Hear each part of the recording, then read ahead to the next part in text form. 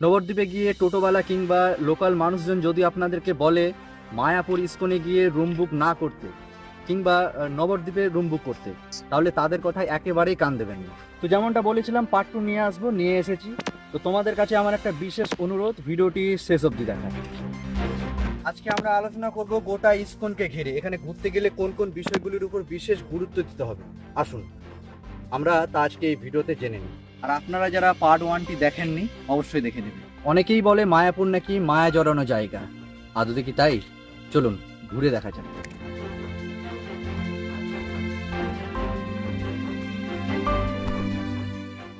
অনেকটা পথ অতিক্রম করে আসার পর আমরা অনেকটাই ক্লান্ত ছিলাম, তাই বেশি না হলেও 1 ঘন্টা বিশ্রাম করে আমরা আবারও বেরিয়ে পড়লাম। একটু হেঁটেই গদা ভবন। গদা ভবনের সামনেটা এত সুন্দর করে সাজানো, পরিষ্কার পরিচ্ছন্ন, দেখে যেন দু চোখে শান্তি মেলে। পাশেই রয়েছে 3টি কাপড়ের দোকান। তবে বলে রাখি, এই দোকানগুলোতে বেশি দাম দর করতে যাবেন না। এরপরে আমরা হাঁটতে হাঁটতে চলে এলাম মন্দিরের দিকটাতে। প্রচণ্ড রোদ আর গরমের মধ্যেও আমরা হেঁটে চলেছি। কোথায় যাচ্ছি, কী বা দেখব, এসব কিছুই জানি না। তবে উদ্দেশ্য একটাই, গোটা ইস্কন ঘুরে দেখার। এই সময় লোকজনের ভিড় তেমন নেই বললেই চলে। আর এটাই আপনার পরিবারকে নিয়ে ঘোরার ভালো একটা সময়। পুজোর সময় এখানে প্রচণ্ড ভিড় হয়। আমার মতে 1জন কিংবা 2জন মিলে ঘুরতে আসলে পুজোর সময় আসাটাই ভালো। এটা এ কারণেই বলছি, পুজোর সময় অত্যাধিক লোকজন আসবে, তাতে ভিড় বাড়বে। প্রত্যেকটা জায়গায় অনেক বড় লাইনে দাঁড়িয়ে থাকতে হবে, খাওয়ার অফিসে বলো, মন্দিরে বলো, ইত্যাদি। তাছাড়াও ইস্কনের মধ্যে রুম পাবেন, কিন্তু আবার নাও পেতে পারেন, এবং শান্তিভাবে ঘোরার বদলে ক্লান্তি বেশি আসবে। আর 1জন গেলে কিংবা 2জনে মিলে গেলে পুজোর সময় এই জন্যই যেতে বলছি, কারণ একা একা লাগছে কিংবা ফাঁকা ফাঁকা লাগছে, এই বিষয়টা তখন মনে হবে না। তো যাই হোক, সেটা পুরোটাই আপনাদের উপর নির্ভর করে কোনটা করবেন। ইস্কনের মধ্যে সুন্দর একটি পার্ক রয়েছে। এই পার্কের মধ্যে সুন্দর সুন্দর গাছপালা রয়েছে, অনেকগুলো বসে বসে গল্প করার জন্য ব্যবস্থা রয়েছে। আর রয়েছে এটা,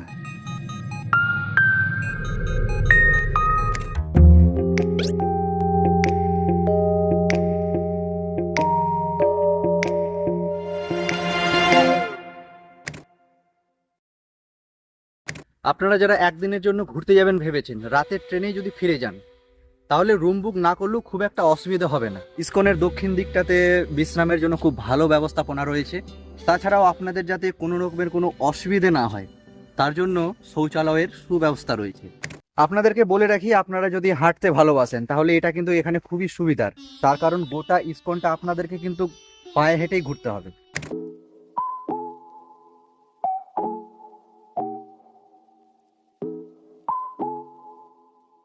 এখানে আসলে গোশালাতে অবশ্যই একবার যাবেন। টোটোর সুব্যবস্থা রয়েছে। আমরা 2জন ছিলাম, তাই আমাদের কাছে 15 টাকা করে 30 টাকা নিল। তবে আপনারা চাইলে পায়ে হেঁটেও যেতে পারেন, খুব একটা দূরত্ব না।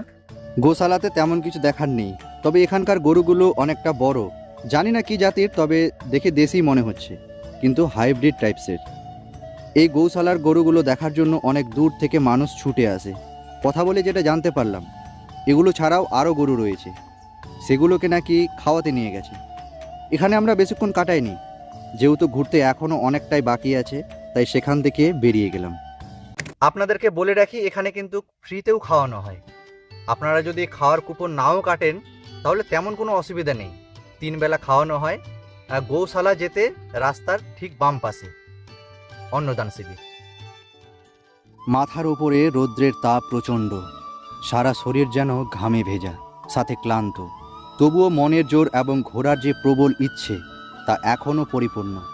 এভাবে আমরা 2জন হাঁটতে হাঁটতে চলে এলাম শ্রীল প্রভুপাদের পুষ্প সমাধি মন্দিরে। মন্দিরে প্রবেশের পূর্বে টিকিট কেটে অবশ্যই মোবাইল জমা করতে হবে। আমরা মন্দিরে প্রবেশ করলাম। চারিদিকটা শান্ত, শরীরের যে ক্লান্তি ধীরে ধীরে সেটা যেন কমে আসছে। শ্রীল প্রভুপাদের মূর্তির সামনে কিছুজন চরণ বন্দনা করছেন। সবটা দেখে এবং অনুভব করে প্রাণটা যেন জুড়িয়ে গেল। আমি আপনাদেরকে বলে বোঝাতে পারবো না, শুধু আমি না, পৃথিবীর কেউই বলে বোঝাতে পারবে না এখানে আসার পর আসলে কতটা শান্তি পাওয়া যায়। তাই আপনাদের কাছে আমার অনুরোধ, আসুন একটিবার ঘুরে যান। ইস্কনের মধ্যে এই কাকুর দোকানটি একবার হলেও চোখে পড়বে। যদি আপনারা ফলের রস খেতে চান, তাহলে এখান থেকে খেতে পারেন। যেহেতু প্রচণ্ড রোদ আর গরম, তাই আমরা খেয়েছিলাম লেবুর রস। গরমের মধ্যে এটা খুবই কার্যকর।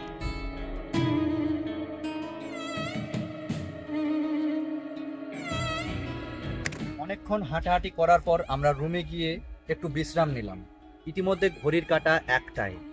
নিচে গিয়ে দেখি খাওয়ারের জন্য বিশাল বড় লাইন।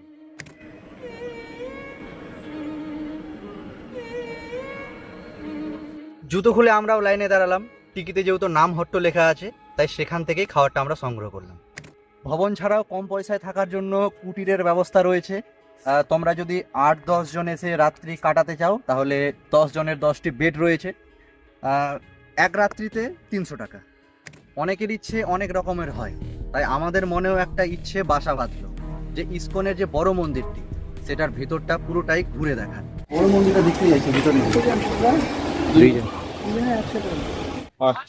যে এই মন্দিরটাতে এখন আমরা ঢুকবো, মানে 5টা বাজবে, তারপর আমাদের নিয়ে যাবে। টিকিট কাটা হলো, তো একটা টিকিটের দাম হচ্ছে 50 টাকা করে, সরি একটা 50 টাকা।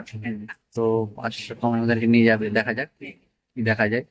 যেটা বলছে যে কিছুই নেই ভিতরে দেখার মতো আহামরি। তো আমরা যাবো, গিয়ে দেখি দেখা। 50 টাকা করে টিকিট কাটার পর আমাদেরকে নিয়ে গেল মন্দিরের ভেতরটা দেখাতে। যিনি আমাদেরকে গাইড করে নিয়ে এসেছেন তিনি মন্দিরের ব্যাপারে অনেক কথাই বললেন, তার সাথে এটাও বললেন যত তাড়াতাড়ি সম্ভব মন্দিরের কাজ সম্পূর্ণ করে 2026-এর প্রথমের দিকে পুরোপুরিভাবে মন্দির খোলার কথা।